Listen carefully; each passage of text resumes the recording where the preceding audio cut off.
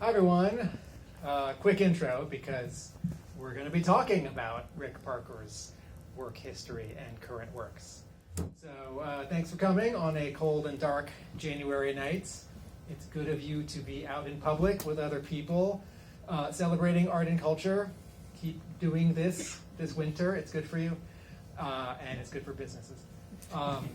If you like not listening to people talk about books, but talking about books, come back here February 12th, Wednesday, February 12th. It is the second Wednesday of the month for our next Hub Comics book club. Get it? Next month's book is All-Star Superman. It is 10% off all month. Did you know that this past month's book was drafted by Rick Parker? And we had a lively conversation about it last week. And some of you were here last week and came tonight, which is great. And this intro is going on too long. I'm just going to be asking Rick Parker questions, and I have 10 slides that are sort of visuals for you to get in sync with me, and also they're sort of cues for me. It is not a quiz, so Rick doesn't have to look at the picture and decipher anything. So with that, I can see them in my mind. Okay. All right. Thank you. All right. Good, Michael. Can we go to the first slide? So Rick Parker, welcome to Hub Comics. Thank you. It's a pleasure to be here. He's been here for 3 hours. Oh yeah. Yes. Thank you all for coming. All right, so all of us have the book or are about to read the book. And the cover shows 6 soldiers, one of whom is a young you, 5 of whom are holding rifles. And you've got a giant pencil. And when I saw a presentation of your work recently, I saw what looked like 2 roughs, early roughs for the cover, and a slightly less polished version of this cover. So we're sort of starting at the end now, and then the next slide will jump to the beginning. What went into this cover? How collaborative was it with the publisher, with the designer, with the marketing department? Because you got to sell. I can't. What was the first cover that I did? I had something in mind that I wanted to do for a cover for the book, and I think it had to do with me being shot out of a cannon. That was the one that I really liked. Is that here? It is. Okay, I like that one. That was the one I wanted to use. Well, the first person who told me that she didn't like the cover was my agent. And, when you think of the agent, you have to, I want to listen to this agent because she's been doing this for 30 years. She must know something. Anyway, I had no problem because I like to draw. I had no problem coming up with other ideas for covers. I had a guy dressed like a stereotypical artist in a beret with a cigarette holder and some bell-bottom trousers walking down the street, and Uncle Sam is jumping out of the sign and grabbing him. That was one that I had. I had another, I think there was one involving a target where I was the target, but we scratched that. But there was one with a pencil. I can't remember exactly, what the other artwork was, because I'm old, folks. But the editor-in-chief liked the idea with a pencil. And it's always good when the editor-in-chief of a publication likes something that you've done. And I'm not that I'm always happy because I've never actually had a big book like this done before. But I was very happy to use that idea because, he gets a little bit of a credit for it. Now, even though I think that maybe anybody here know Charlie Kochman? Don't tell him I said this, okay, but I came up with that idea myself. But anyway, he liked it, and so we used it. And, I don't know if I answered the question, but Yes.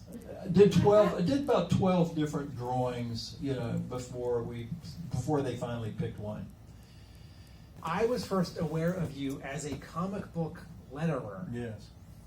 Which is word balloons, Sound effects, captions, titles, right? So usually the top of the first page of the story. and also that little number that goes in the lower right-hand corner. You have to do that. The tracking number. Page Page number? page numbers, and the borders, they do the borders, letters to the borders. Okay, so the inker is not ruling the borders, or the inker No, is no, assistant. the letterer rules the the letterer transfers the balloon placement onto the original art. That was when it was done back in the old days. Borders the pages, rules the guidelines for the lettering so that it's nice and straight, and does all the sound effects, draws the balloons around the lettering, and all the letters are done by dipping a pen in ink and putting them down one letter at a time.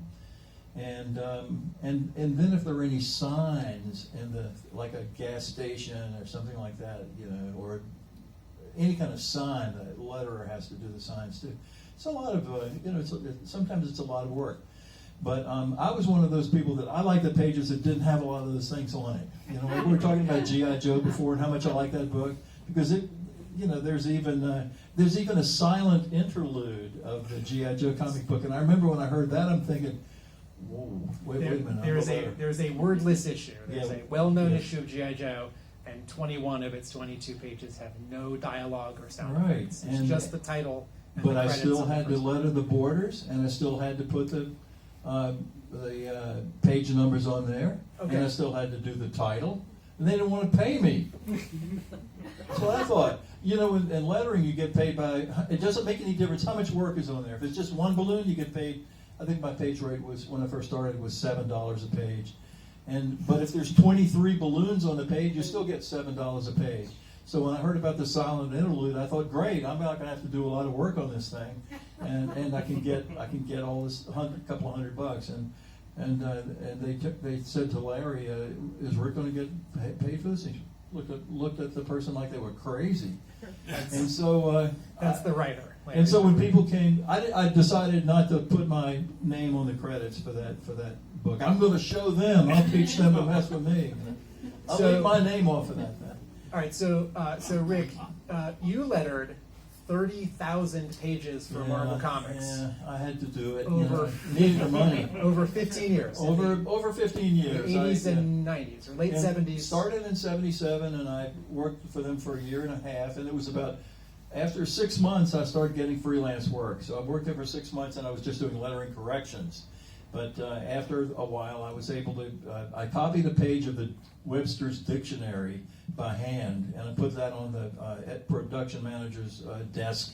And he came back from lunch, and he saw that. And that day, the secretary came out and said, "Rick, Big John wants to see you." Big John was like 6'6" and weighed about 400 pounds. I didn't know what he wanted. I was really kind of scared. He wanted to give me an assignment, so he held the page up, and he looked at it, and he took a couple of puffs on his pipe. Then he reached down into a drawer and pulled out 16 pages of Hulk number 219. And the splash page was done by Gaspar Saladino. He did all the splash pages. So the lettering of the splash page looks really good. That's Gaspar Saladino is a letterer. Yes, he was one of the great letterers of all time. And I was good at my job. And I sometimes it doesn't pay to be really good at something. In fact, All right, so what I forgot to do, watch me cut in. please do. So I think this talk's going to be a half hour, and what I forgot to say at the beginning was, if you want to hear me talk to Rick for 2.5 hours, Yeah. go to my podcast. Right. Sorry about that. Just ask me afterwards. Rick was a guest on my and my co-host's podcast back in November, and yes, we can talk about this stuff for that long. So I'm going to interrupt both of us to keep us moving, so That's that good. we can get to the short Right. Q&A and Right. then the signing part. So as much as I want to Yeah. ask No, that's okay. more questions about Right. lettering, Mhm.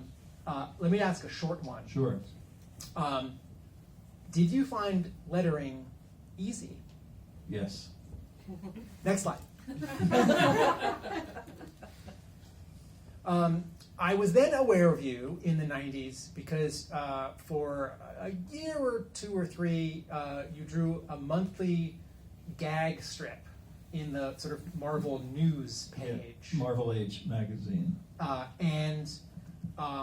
And your cartooning didn't look like sort of anything else at Marvel, which was sort of American adventure style, right? With its variations in the 80s and then the 90s. But you weren't just a letterer. That was your day job. You were an artist. You were a cartoonist. Yeah, I've been drawing since I was 7 years old, and when I first went to Marvel to try to get work there, I took my portfolio with me and I sat out in the reception room, and they said, somebody will come out in a minute to look at your work. And then a man came out after a little while, and I handed him my portfolio, and he looked through it. And can I just tell him what happened? Yeah. Okay. So I had been doing covers for Screw newspaper, which was a sexually oriented publication in New York City. Anyway, I had a drawing of a grave. It was a cemetery, and there was an ostrich astride a grave, and he was pulling out what looked like this giant worm, and it was coming out from where the person's crotch would have been, buried in. And the gravestone had the name Parker on there. That was my name. And I did not know who Spider-Man was or Peter Parker or anything. I didn't know that. So I remember when Dan Adkins was the artist that came out and looked at my work. He was one of Wally Wood's assistants, very talented guy. He looked at that thing, that Spider-Man, and he just closed the portfolio and handed it back to me, got up and walked out of there. So that was my first introduction to Marvel Comics. But later on, I was looking in the newspaper, and they had an ad for it said artist letterer, and I thought, I'm an artist and I can letter. Artist letterer needed. Yes, it was a help wanted in the Wednesday edition of the New York Times. So I sent them some samples of my work, and they called me up and they said, we'd like you to come down for a meeting, and this is Marvel Comics. I said, oh, Marvel Comics, that's great. I'd been there before. And that's enough about that, right? But, yes, I'm enjoying the short version. But I like drawing. I like to draw. I always like to draw. I really like the long version. I was not a superhero artist. In fact, I'm older than most of the people at Marvel Comics, and I didn't know what superheroes were. I just didn't get it.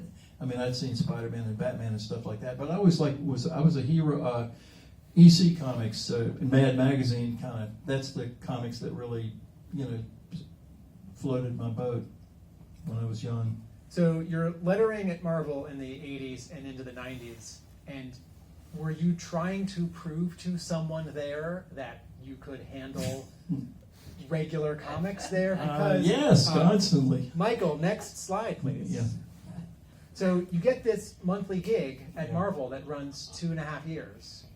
Yes, Beavis and Butthead. How did that come about? I was the only artist at Marvel Comics who they thought of was as the funny person. I'm the funny guy. I wasn't a superhero artist. I didn't draw realistic, human figures, flying through space in funny costumes. But I understood juvenile humor quite well. And I told somebody recently, I'm a 78-year-old man I'm a 12-year-old boy trapped in a 78-year-old man's body. I permanently stopped, advancing when I was about 12. And it's been all downhill from there, folks. Okay, so... that's why I understood Beavis and Butthead humor quite well. And I just want to tell you, it's a great comic book if you've never read it. Were you watching the show? Did you get materials I first from saw the show when I was in New York City. I was working for Marvel Comics. I heard there was going to be an animation festival that right down the street, so I went down, and it was Spike and Mike's Twisted Animation Festival. Came to New York City. Sick and Twisted. Sick and Twisted. And I went to see it, and I thought Beavis and Butthead, when they were swinging the baseball bat at that frog, I couldn't stand it, But I thought it was pretty funny, but I never knew that I would, a year or so later, I would be asked to draw that comic book. But I was very happy about that because it was a great gig, and it was already a huge success in the country at the time. Did you have a lot of back and forth? Who wrote the comic? It started off being written by Mike Lackey, who was a friend of the editor. At Marvel Comics, the editor gets to pick the people that work on the book. So he picked his friend Mike Lackey, whom he had known for many years, and he knew Mike was a funny guy. Mike was also an editor at Marvel. He was an assistant editor. Okay. Yeah, assistant editor. And Glenn had told me a couple of years earlier when he saw some of the drawings I'd done on manila envelopes with the lettering pages in them, Rick, I like your work. If I ever get to be an editor here, I'd like to work with you. So he got to be an editor there, and they got this project, and they gave it to Glenn because he was considered the funny guy. at Marvel. He wasn't really so much a superhero guy as he was just a zany, funny person. So, sometimes it pays to be at the right place or at the wrong place at the right time or something. I don't know. Anyway, I was lucky. Something finally came along that I was perfect for. Rick, who lettered the monthly Beavis and Butthead comic? Me. Okay. So if you didn't watch Beavis and Butthead, part of the episode would be the two characters watching music videos, and MTV could save money on the budget of the show because like a fourth or a third of the footage of every episode was just music videos that MTV was already running. And Beavis and Butthead would talk about what they were watching, what you were watching. And the comic book version of that is there were 3 or so pages an issue where... One page an issue. One page an issue. With a superhero doing whatever the superhero was doing, and Beavis and Butthead were commenting on that. And I hated those pages. A guest artist. Yes. So how did you coordinate with that artwork that someone else was doing before or after? I never knew what it was going to be.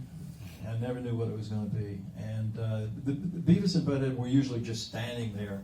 So that was, it was a really easy, I didn't have to try and figure out what the page layout was going to be or anything like that. They're just standing there.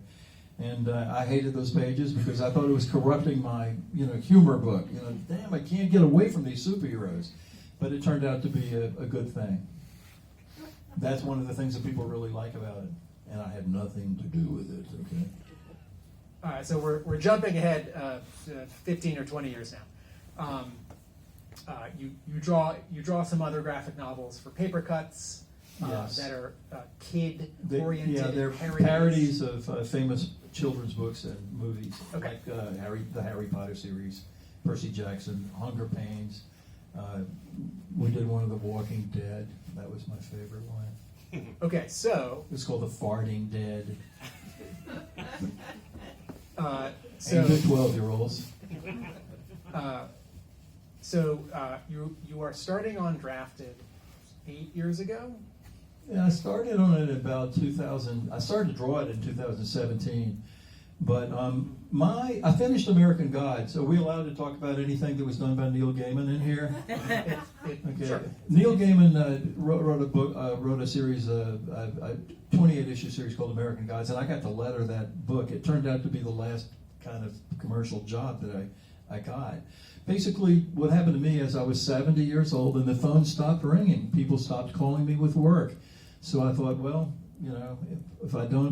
if the world doesn't have any use for you, you better come up with a use for yourself. So am I missing something here? Is it that you were lettering by hand and comics had moved to computer lettering? Yes, but Craig Russell was the artist of that book. He did the layouts, and he wanted the pages that he owned to have the lettering on them.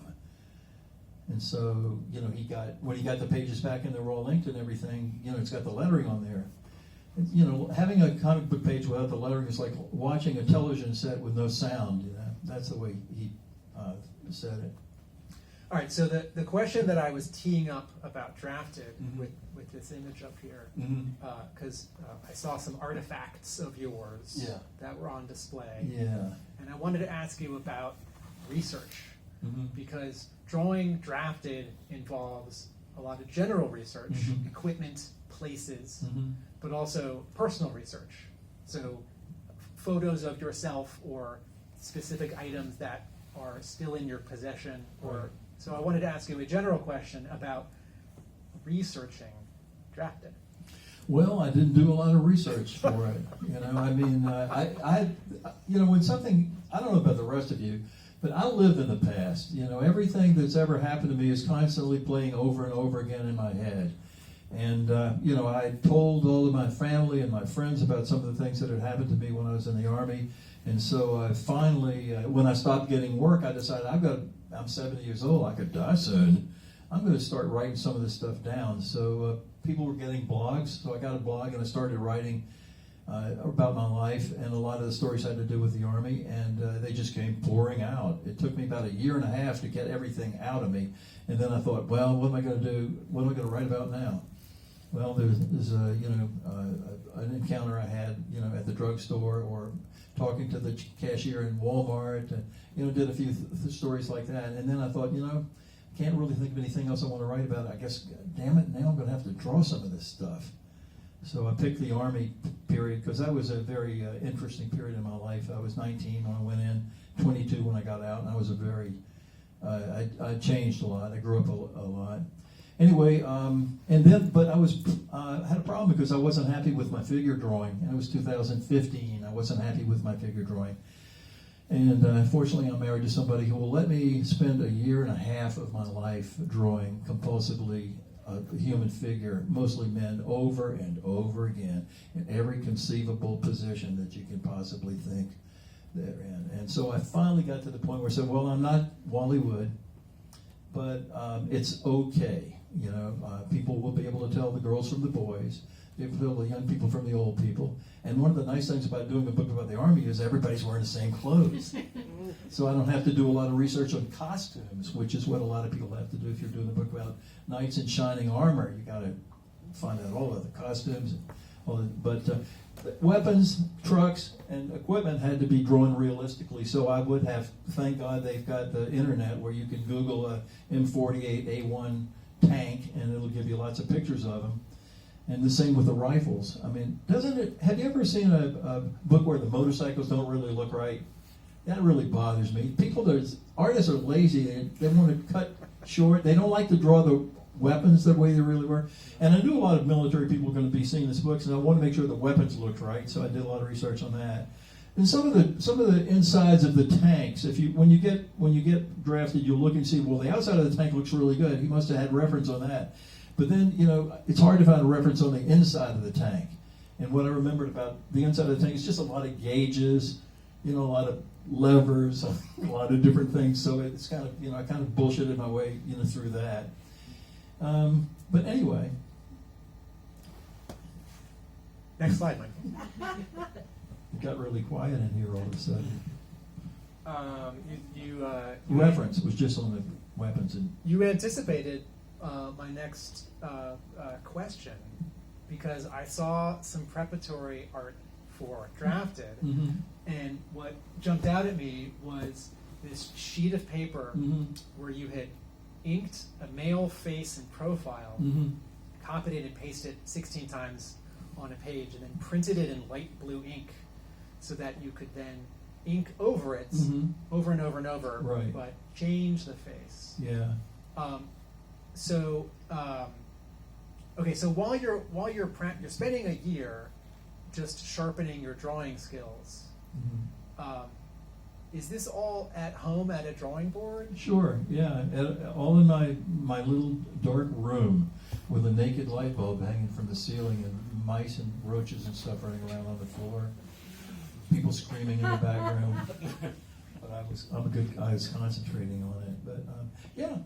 He Okay. took over our dining room. I took over the dining room. It's not a terrible room. It is a primo room.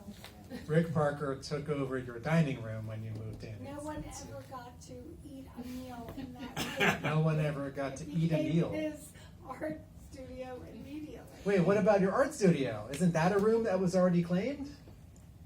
There was no. This is a There was modern no- house. There was there no was art no art studio in there. I mean, the spare bedroom then you're not using. No No, spare Kids are room. growing up. we had 2 children at the time. Okay. I mean, I think it's important. I mean, if you're an artist, you got to have a place that you're comfortable working in, and that seemed like a nice room. It had windows. And I never had windows before. But anyway, Lisa's really. She's been really. I would not be where I am today was it not for Lisa Truciani. I met her 35 years ago, and my life just went from being down in a hole to rocketing through space. I mean, every good thing that ever happened to me started when I met her, and it just keeps on going. So, and a lot of the things that are in the book that I tell people about something that I really like that's in the book, and I'm telling them like it's my idea. It was actually Lisa's idea to include that in the book. So anyway, stand up, honey. Think about it. All right. So you've had an office job where you go to a publisher every day. in art studio every day. And then you don't go home at 5 o'clock when the rest of the people go home. You stay right there and you work till 9 or 10 o'clock at night on your own stuff. But it's social, right? And Yeah, and you have it's fun. and you have also written and drawn a book at home in your dining room. That's how I work. I haven't been in an office since 1985. I went to work in my own place in 1985. Okay, so They kicked me out. They said, Rick, the company's getting bigger. We need the space. And he said, you can go home and work there, but we're going to give you a contract, and you'll have the same rights and privileges of every other. It'd be like you're a regular employee. So once a week, you take your pages into No, Marvel Comics? they said, and if you when you finish the work, you call us up and tell it, and we'll send a messenger down to pick it up. Okay. And so I had so much work. I mean, there was no end to the work. I mean, you could work, if I could work 24 hours a day lettering comic book pages, and I tried my best to do that. You wouldn't have to you just roll out of bed in your underwear, and maybe brush your teeth and start working. And it became my whole life, actually. I want to ask you about writing Drafted.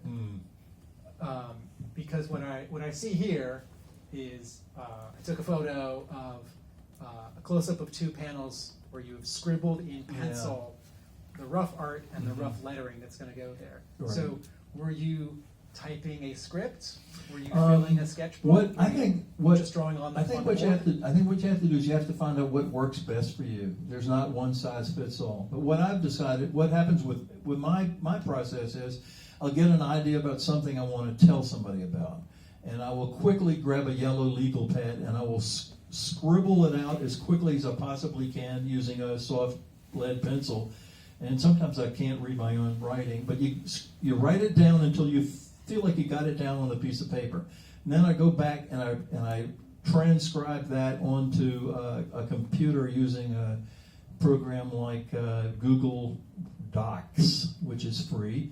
And now it's all in print. It's black and white. It's easy to read. I can number each one of the sentences, and then I can look at the sentences and say, well, okay, we can get this sentence 1 and sentence 2 and sentence 3. That can be in panel 1. Now we got to have something. The scene has changed, so maybe 4 and 5 can be in panel 2. And most of my pages, I try to draw up like 6 panels. 1, 2, 3, 4, 5, 6. Sometimes if it's a big scene, you have to have it maybe take up half a page, or you have to kind of figure out what the viewpoint is going to be. But I write the stuff down first, and then I make it, and then I try to leave out as many words as I possibly can, and still give the same information to people. And I read it out loud to myself, what I've written over and over again, to see how it sounds in my head. And then I guess I would do rough drawing on a piece of paper, and then letter it in. Next slide. Yeah. Drafted, in looking at the art and seeing some of your originals, that's just at a Dutch angle because it makes for a dramatic photo. Right? A Dutch angle? I've never heard that. Oh, that's a film term. I like that. It's tripod sleeve. I like it. It looks good like that. This is just an arty photo of some lettering. Rick did not letter this diagonally, and the artwork was not hanging poorly on the wall. But the artwork in Drafted feels pieced together, that sometimes in the originals there's lettering that was done separately from art, or there's art that was redone on other pages.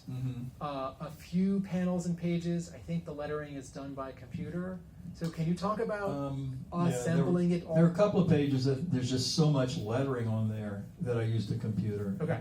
But in general, can you talk about assembling as opposed to it all going sort of onto one piece of paper? Well, I think what I want to tell you, one of the things I want to tell you is that I didn't have, I didn't do an outline. I didn't have like a structure or anything. I just kind of made it up as I went along. And, I don't know whether that's going to work for everybody. Sometimes I think it's best to have a destination in mind. But I just wanted to just get it out. But when computers came in, my life got a lot more complicated because prior to that, I used to do all of the artwork on one page. Page 14, all of the artwork would be on a piece of paper that was page 14. But now the computers came out, I can do a drawing on a piece of paper, I can scan it, I can make it, once it's digital, you can move it around on the screen, make it bigger, make it smaller, put it behind something. You know, there's a whole lot more variables that you can do, which makes it really complicated. And I often draw things in pencil, and I'll draw, say, a marching soldier, I'll draw that in pencil, then I will ink it, and I will draw the character without any clothes on, because I think once you put the clothes on, it makes it more realistic. And then I will scan it, and then I will convert the black drawing to a blue line drawing, and then I will print that out. I will draw the clothes on that in pencil, and then I will ink that, and then I will scan that, and then I will put it on the page where I want it to go. So each figure that you see in draft has been many of them have been drawn at least four times, you know. And I'm not sure that this is a great way to work, particularly if you're 74 years old. Yeah, but anyway, that's what I have to. It has to feel good to me. If I'm okay with it, I'm hoping that at least everybody else will be okay with it too. It is a lot of work. These two panels are not sequential in the book. I picked two panels because I wanted to talk about the tone of the book, and I feel like there are sort of three dominant tones in the book. One is things were hard and harsh in the army.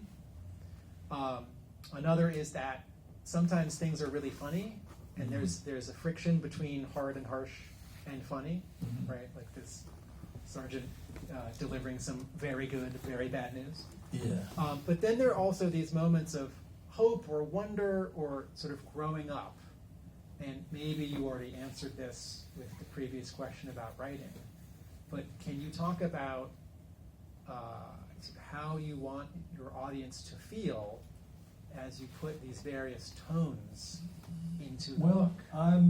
I want people to feel any way they want to feel. But my method is that if I draw something, I recreate a scene, a scene out I'm on guard, and the one on the right, I'm on guard duty. I'm in the middle of nowhere. There are 3 or 4 other people out there, and we looked up, and the Leonid meteor shower that only happens every 33 years was happening right above our heads, and it was pretty amazing. And if I do the page, and it seems like if I look at it and I get the feeling that I sort of feel like I felt at the time, then that's good enough for me. I don't try to make things perfect, or I just if it feels right, I just move on to the next page, and I hope that other people will be okay with it. I don't think anybody ever cares more about the work than the person that did the work. Everybody else, if you can be happy with your work, there's a very good chance that everybody else is going to be okay with it too. But no matter what you do, there's always somebody that, they criticize God, for example. People put God down. Anyway. I have gotten to ask Rick Parker all the questions that I wanted, and now you can ask your questions. Yeah. But I just want to encourage everyone, in the interest of keeping this skipping along, to get to the W question fast. The W word or the H word. How, what, why, where, when, who. And I'll keep the answer short. No. Your answer should be long. The question should be short. Okay. David, what's on your mind, buddy? A ton of stuff, but the biggest thing that I got right now is the difference between memoir and documentary and personal truth versus objective truths. I ran into this reading when people started fact-checking the Malcolm X autobiography.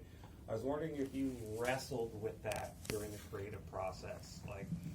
Do you care if somebody else in the same platoon, the same day, they saw something completely different, or was that not in your head at all? No, I don't have any. It's mostly my reactions to what my perception of reality was. And I also don't think if I had anybody saying anything in the book, it was pretty much what they said. I've discovered I've got a really good memory, and that's a real asset to somebody that tells stories about real things that happened. Having a good memory really helps. Plus, I've told a story 400 times over the course of the last 50 years, And finally, I just got it down on paper. Does that answer your question? Yes. Anybody else want to know anything? Yes? I had a lettering question, just Sure. because it never occurred to me until I was looking at. Mhm. So the sound effects, Mm-hmm. is there like a set kind of, this is how you draw this type of sound, or do you just interpret it? And if so, how do you decide what it looks like? Well, I'm different from everybody's different. I was an artist, so I really sort of felt like it was really easy for me to draw the sound effects. And the sound effects are that's the most creative part of lettering, I think. That's where you get to have a little fun. And it has to be easy to read. And the letters, the sound effects, the lettering should be basically thick enough that a person can look at it and that it's not hard to read. That's the main thing. And you can have a little fun with the sound effects. But the main thing with lettering is the style isn't that important. It's got to be easy to read, and it can't look difficult. If you were writing a story and it's full of these balloons with all these words in it, and people are going to look at that and say, that looks like work. I'm not going to do that. So I'd say the other thing a person can do if they're lettering their own material, make sure you leave a lot of air around the balloons. People see the lettering, and sometimes they just draw the balloon right around the lettering. It looks much better with a lot of air in it. Like if you ever look at any work by Mobius, I don't know whether Mobius lettered the stuff or had somebody do it, but those balloons, you just want to read them. There's plenty of air in there, and try to leave out words that don't add anything to it. They don't need to be there. Don't put them in there. It's like having a conversation with somebody. I'm the wrong person to be saying this because I do give you a lot of words, But you can say you meet somebody on the street and they start telling you about something and it just keeps going on and on and on. You thought, wait, I think I didn't put any money in the parking meter. Can you excuse me? Not because I want to sell you a book. Right. We gotta sell some books. But because I want you all to know more about lettering. Right. We have a great book all about comic book Yes. lettering, written and designed by a comic book letterer. Nat in Picos, the how-to section. Yeah, that's a great book. More questions. Yes. More questions. Anybody? Yes. I've heard from like a lot of creators that have worked for these like giant companies like Marvel that it's like soul crushing, and that they like kind of take all your work and make money off of it while giving you nothing. If you create anything and it goes into Marvel Comics, they own it. Yeah. And Lisa and I, after I stopped working for Marvel, Lisa and I went over to DC to work on a book called Grosse Point. And we also had a couple of proposals that we're going to show them, and they were interested in it. The first thing Marty Pasco said when we went into his office is that, well, first thing I want you to know that if we do your book, we're going to own everything about it. But the people that I work with at Marvel Comics, this was 30 years ago when I stopped working for Marvel. After Beavis and Butthead, I never did another thing for Marvel. But I don't know anybody that ever felt like they were not having a good time. That was one of the things that I really loved about it. Everybody was really happy. They loved what they were doing. They're having a great time. There was a great deal of freedom. I don't think it was like that at DC, but there certainly was like that in Marvel. If you had a crazy idea about something you want to do as a comic book, you told Mark Grunewald, and he said, let's do it. It was so much fun. I mean, I loved it there. Was there also a buffer because you weren't writing stories and creating characters? You were lettering, so you were at a different stage in the pipeline. The one thing that I was so shocked about when I started lettering these comic books is nobody ever said a thing about it. You're thinking, I'm doing a really good job here. Nobody said a damn word about it. So anyway, one day somebody gave me, Roger Stern, who was the editor of the X-Men, came in and he says, Rick, Tom Orzechowski's not available. Will you letter this issue of X-Men? It was X-Men 115. I said, sure. I mean, to me it was just a job. I was still thinking of myself as a fine artist, a painter, and a sculptor. That was my real purpose in life. Anyway, this other Marvel guy rolled his chair over. He says, Rick, you got to do a good job on this book. This is Marvel's top book. And I'm thinking, what, you don't think I do a good job on the things I do? I mean, I always thought I was doing a good job. I'm going to kill myself on it. And I said, you know what, I'm going to show him something. I said, I am going to take this thing home, and I'm going to pencil in all the lettering on this entire issue.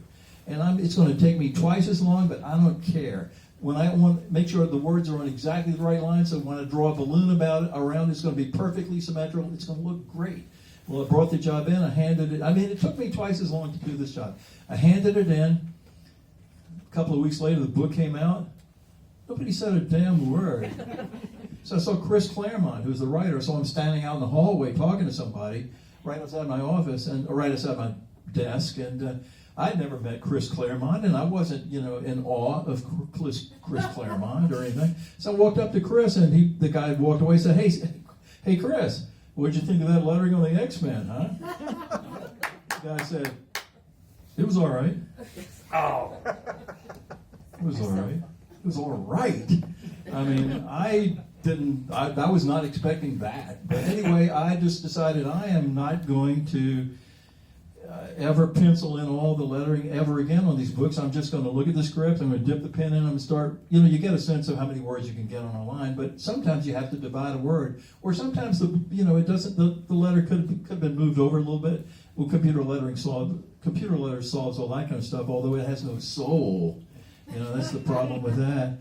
But anyway, lettering is, and people don't realize how important lettering is. Lettering is very important. It's got to be easy to read, and it can't look like work, and leave more air around the balloons. I will say, when some publishers have gotten into comics in the last 10 years, they might hire good writers and artists, and sometimes there's a discrepancy because editors at new publishers don't know to hire good letterers. And it's like, well, the artist can be the letterer, right? It's like, oh, the golfer can be the caddy, and the announcer, right? No, the golfer should just golf. Was there another question here? Did I see a hand? And some of the best comics that are being done today are lettered by the artists that drew them. I'm going to get a question here. Was there a question here? I had a question. Go for it. I guess if I got this right, this is your first book, and also you finished it really recently. I finished it in 2022, I think, and it took a couple of years for it to come out. You have no control over the publishing business. It moves at its own speed. It's the first graphic novel. It's the 9th graphic novel that I've drawn, and it is the first graphic novel that I have written and drawn. I'd always been an illustrator of other people's work. I never thought of myself as a writer. I was somebody that had a lot of artistic talent. I just thought of myself as an artist, and I didn't think I, could write. Other people did that kind of stuff. But in 2014, after writing 150 stories on my blog, I thought, you know what, I can write, and I like writing. I mean, I was feeling things emotionally from the stories that I'd written that I'd never felt when I was drawing a story. I mean, it really, you feel it in your heart, a lot of things, it's very moving, and the writing is a different experience, but yeah. I also, because I didn't know much about writing, I didn't know I won't say how bad I was, because I don't think I'm a bad writer. I think I'm a good writer. And there was a time when I'm thinking, I'm a better writer than I am an artist. That's what I was thinking to myself. But you don't have to agree with me about that, okay? You're shaking your head, you're nodding your heads. I don't know. All right, we'll do one more question. So before we do doubles, does anyone have a final question? Yes. I was going to ask if you have any advice on getting agents or publishers or things of that nature. Getting an agent? Yeah, or publishers. Any advice of that? Well, I think that it's better to have an agent, because agents are experienced. They know which publishing houses would be interested in your work, and they know how to deal with publishers. Artists are good at doing what they're doing. They're not often good salesmen, and they're not often good representatives of themselves. They don't know, what publishing companies might be interested in their work. That's why you need an agent. And there are a lot of good agents out there, and there are a lot of young people who are becoming agents out there. I think first of all, you have to have something good to show them, because they're getting submissions all the time from people. You really have to, if you don't think it's any good, don't show it to anybody. Okay, and make whatever you do, make it the best that you can possibly do, and the best work that you can do will be better on your next job. We don't realize it, but we get better with every single good faith attempt that we do at something. So just when you're young, you have so many years ahead of you. I didn't really start getting serious about my work until I was 70. I don't recommend that other people wait until nobody has any use for them before they decide, well, I'm just going to, who needs them? I'll do it myself, But write about stuff. If you like to write and draw as often as humanly possible, and don't worry about perfection because you get better and better and better at it. And it's frustrating. Most people in life, they try to do something. If it doesn't come out exactly what they want the first time, they give up and do something else. Well, Tim, I want to tell them something that I learned. And this is very important. Everybody is a beautiful and unique human being with greatness inside. It isn't like some people got it and other people don't. Everybody's got greatness inside.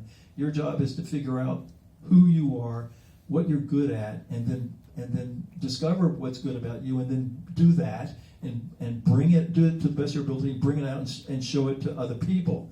And if somebody ever tells you that you'll never be able to do that, what they're really telling you is that they would never be able to do it. We all have what it takes to be successful at whatever it is that we want to do. You may not be able to be successful at what somebody else wants you to do. Like your dad might want you to be a brain surgeon. You might not, unless you really want to be a brain surgeon. But you know what you want to do? Do it. You have my permission to be the best version of that person that you can possibly be.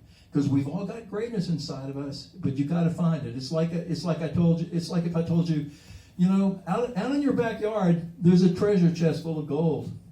I don't know exactly where it is in your yard or how deep it is, but I can guarantee you it's there. And if you start digging, you will find it.